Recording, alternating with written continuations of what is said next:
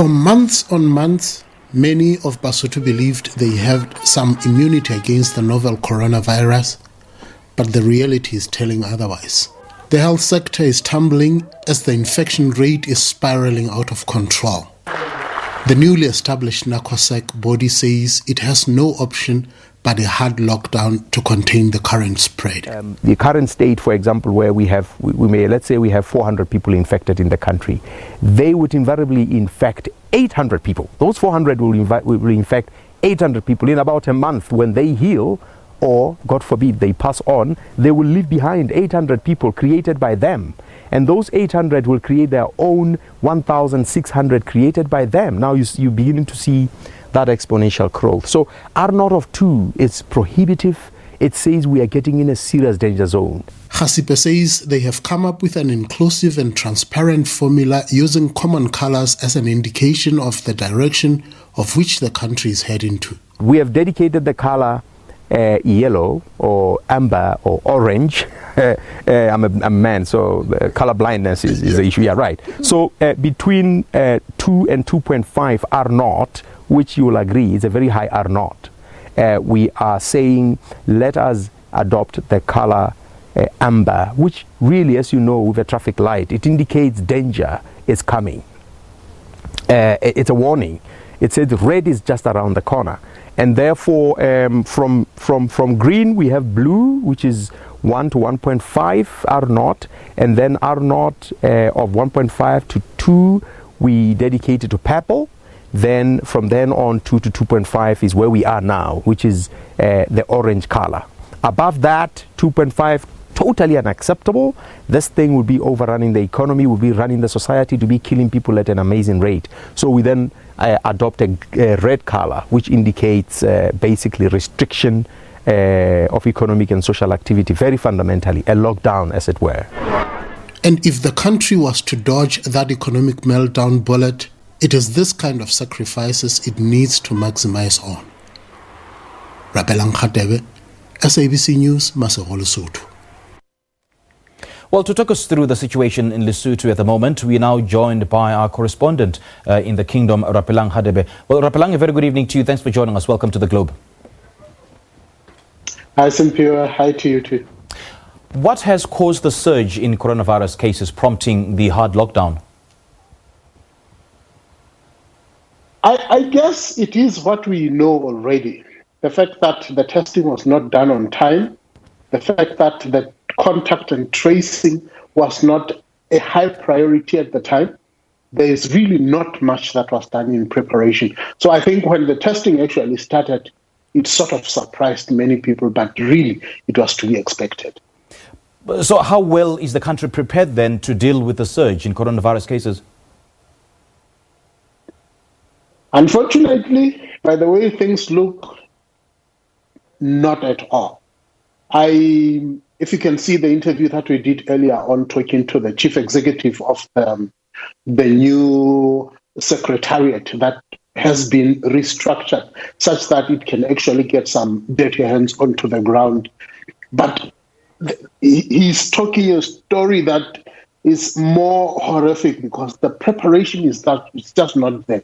I was talking to one very senior person who said the wife of the former deputy prime minister tested positive and had to go to the facility. And he said the situation in that particular setting is deplorable and a lot needs to be done urgently, if not as early as yesterday.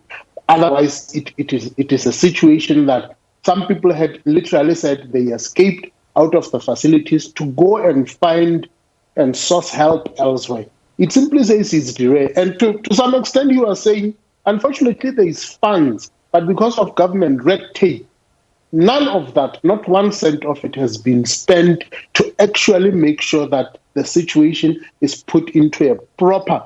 The facilities some of them don't have warm water, some of them not even without basic electricity. It comes and goes. Others were making a list that they need to bring their own blankets, they need to bring their own washing utensils. Just a deplorable situation indeed. Rapelang, when you say that the country is not prepared to deal with the new surge in coronavirus cases, what exactly do you mean by that? I mean, what makes you say that? You just said that there is availability of funds, but there is red tape insofar as implementing, that particular funding towards dealing with the coronavirus. So where is the country lacking in terms of containment measures? Simply, I think it's at times like this we really need to talk tough and straightforward, because I think the government was just not capable. For the past 3 to 4 months, it was just simply not understanding the magnitude of what was coming. I'll give you an example that one of the businessmen who donated the testing kits, he close to 30 or so million. And up to date, I think it was only recently that proper structures were only being put into place. Otherwise, the government was, it was from pillar to corner, somebody sending, nothing was getting actually done. I think it is why the incoming prime minister then decided to change the entire structure and said, have an independent authority that can actually make decisions on its own without going through the long government red tape. It's probably only then that decisions can actually be implemented, be done as soon as possible. Now, the frustration that he was still going through was that money has not actually been allocated into his account. We heard His Majesty on his birthday a day ago or so, when he said all the funds that were supposed to be used for the celebration of his birthday should be forwarded to use for COVID fighting. And the question was, who is he going to hand over that particular, it was a 2 million rand check, who is he handing it over to? Is it to the Minister of Health? How is he going to utilize those funds? Yeah. Lesotho has been working very closely with South Africa in the fight against COVID-19. So how has this assisted the country to manage the outbreak? I think it's sheer luck that a lot of the precautions that South Africa took spilled into Lesotho automatically. The hard first lockdown that took effect, it was immediately replicated in Lesotho. And therefore, knowing that, as they are saying statistics, 55% of the positive cases should be coming from South Africa. If you look at the topography of Lesotho or the geography, the northern districts, there are places where you literally just walk. There's no fence, there's no border, nothing. You just walk into South Africa, right back into Lesotho, which is why the issue of alcohol still becomes a problem. If you go into the southern districts, it's the same thing. That shares the border with Eastern Cape. There are places where you simply just walk across, there's no fence, there's no nothing, absolutely. It's like there's no difference. Now, those measures, I think they came in time such that when the restrictions were done, the movements was restricted, but we had a surge of people who came almost at the same time. At one point, they said it was over 2,000 people coming. It simply overwhelmed the establishments that were made on this side of the border. It just caught them by a surprise. But I think that window period would think that the 3 months that gave a bit of preparations has not really yielded into anything tangible in terms of preparations. Yeah, and many countries in the region, including South Africa, have embarked on, vigorous awareness and preventive campaigns. Just how informed are Basotho on this virus?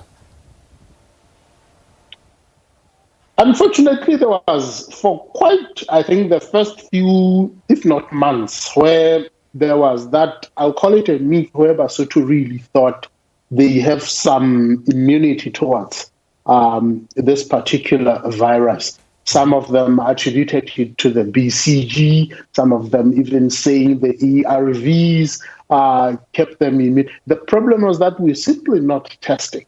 So I think that is where the real problem lied. The information, the others were even saying the altitude of Lesotho probably makes it probably not so. So there's a lot of education that needs to be done.